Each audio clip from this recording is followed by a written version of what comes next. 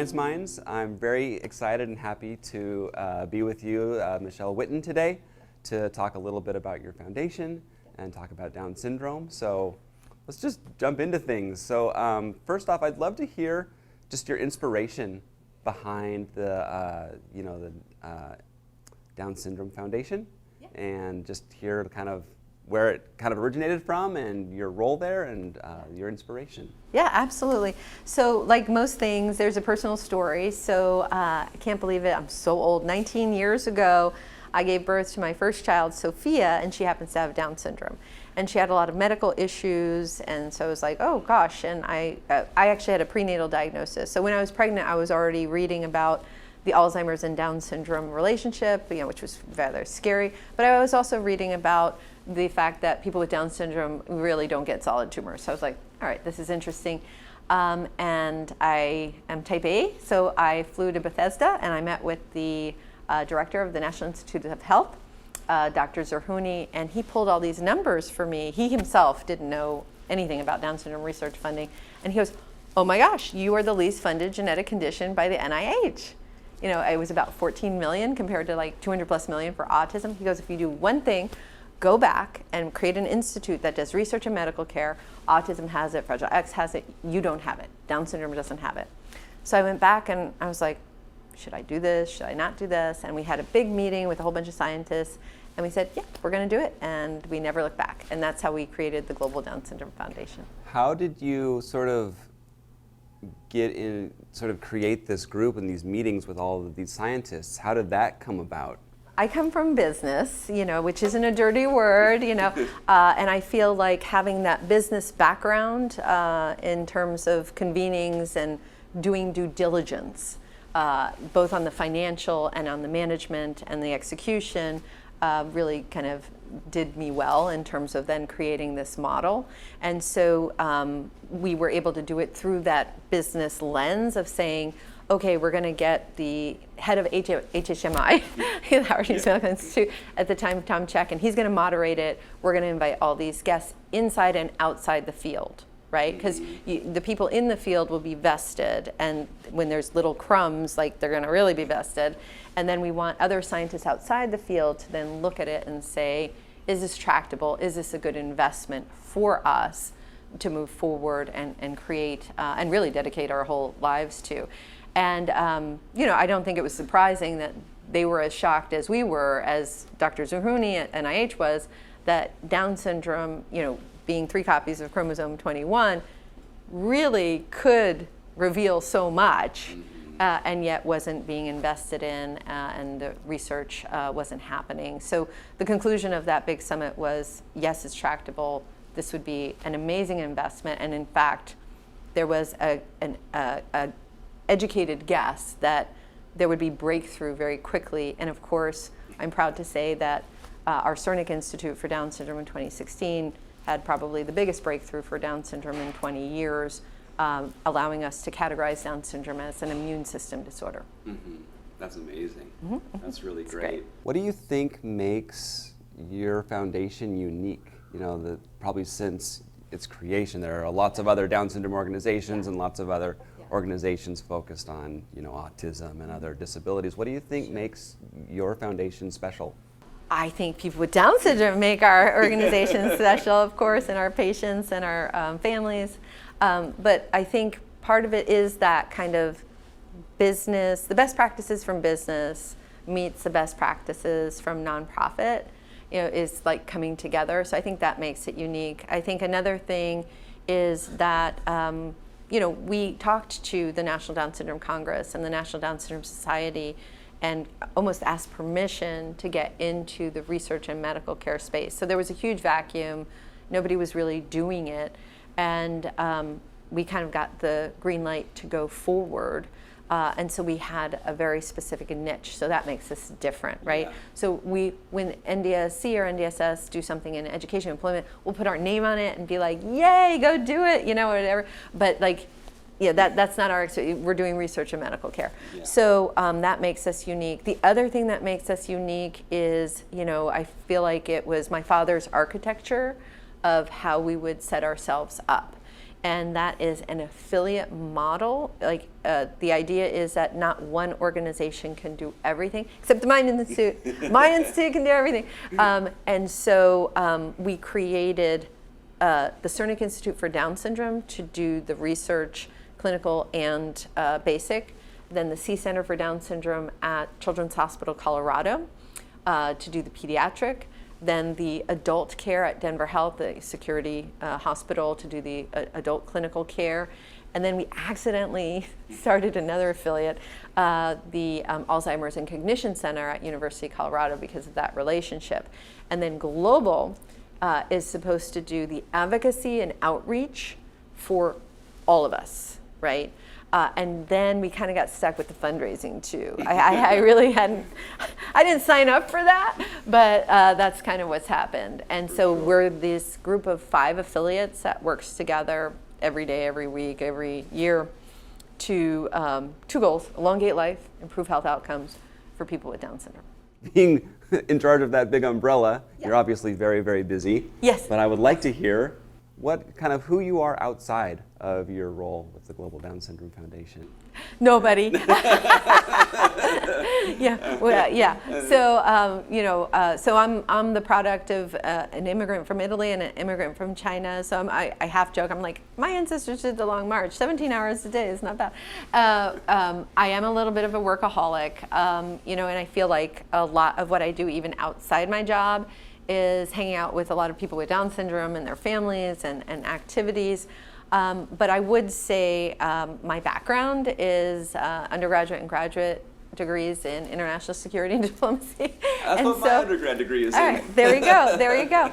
And I'm married to this fabulous guy from England who, also I met at a wedding in China. And so we're pretty international. So we love to travel. Italy is kind of our go-to because I grew up going my summers to Italy. And, but we go to other places too. So that's a big part of where I can unwind and do something. I also played tennis back in the day competitively, and I still, I'll coach young kids, so tennis is something, even though I have, no cartilage in either knees, I'm really more feeding balls and not running around so much anymore. I was a gymnast. I like watching gymnastics. And then, soccer is a big part of our family. So, I think the Italian side, growing up I never watched U.S. soccer until I married my husband. Now I'm like, Colorado Rapids. And he's a big Manchester United fan. And my daughter is on the Regis University team, kind of as an assistant there, but she actually played on her high school team, which was really nice. So big soccer family. So that's awesome. Yeah. That's very cool. Yeah. Thank you for that. Sure.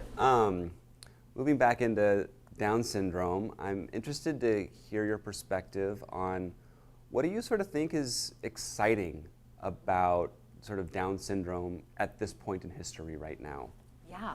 Well, I think what's exciting for me is that, when I look back on the 12 years of blood, sweat, and tears, we've delivered on the mission. So if you think about when Sophia was born, NIH was funding about 14 million. Now we're at 115 million. And that's because of our lobbying and our advocacy in DC every year. Mm-hmm. And then when you look, because, we watch everything, like every dollar, then you look at what they're funding. Right, because we don't want to bait and switch. Oh, well, we're doing Alzheimer's and that's Down syndrome. It's like, well, no, not really. If you're only studying people without Down syndrome and Alzheimer's, like it could be helpful, right? But it's not really Down syndrome research. But NIH is doing a phenomenal job in choosing the research that they fund, which includes the Mind Institute research, and then looking at the outcomes and where it's going. So I think we can say that we're delivering on that elongation of life and improving health outcomes field-wide by creating a renaissance, is like I like to say, of Down syndrome research. And then within our own shop at the Cernic Institute, which includes the C Center and the Alzheimer's and Cognition Center, the amount of research being funded by like 8 or 9 different institutes today. We're really proud of our own research in many different areas: immune system dysregulation, Alzheimer's, autism and the microbiome are some of the really exciting areas. Maybe you could expand on that a little bit. I'd love to hear sort of where you see research in Down syndrome headed in the next 5 to 10 years. So what we've said from the beginning is that we want to get to 200 plus million. On the one hand, even back when we were at 14 million a year, autism was at approximately 200 million, and they're way north of 200 million today. So just as a benchmark, another intellectual developmental disability, they're getting that much. But we also want to back into it in a more logical way based on NIH metrics. So if you look at a disease or a condition that has a data coordinating center, that has a proteomics core, that has centers of excellence, or all those bells and whistles that they're really able to accelerate research, you quickly add up those U2 grants, this grant, that grant, you're at 200 million. Right. So in the next 5 to 10 years, we would want to have all of those kinds of grants and be at that 200 plus million mark. And again, we've come such a long way. I mean, people are kind of in awe in such a short time that we've gone from 14 to 115 million. Right now, the way that works is year-on-year advocacy. So what I would hope is in the next 5 to 10 years, it would be set in stone in legislation, kind of permanently, as a funded mechanism. Thinking about sort of that goal of the fundraising goal and the I guess funding goals, not fundraising goals, but funding goals for Down syndrome. What are some of your other kind of goals for the future and plans for the Global Down Syndrome Foundation looking forward? So one of the things that we have done internally by accident, so much of this is like, that didn't work out. So we really wanted others to actually tackle the big challenge of creating the first ever evidence-based medical care guidelines for adults with Down syndrome. Don't exist. And you can kind of understand that, right? If the average lifespan of a person with Down syndrome was 28 in the 1980s, and it's 60 today, by the way, Caucasian, there's some evidence to say it's 36 for African Americans, got to do something about that, then we need adult guidelines. And we understand maybe why they didn't exist. But then we're hampered by no good research that's powered to an end that's actually relevant. And so anyway, so it becomes this big daunting task. Also, guidelines are usually about diabetes or Alzheimer's. We're trying to do a whole human that has been neglected for 20 years. Right.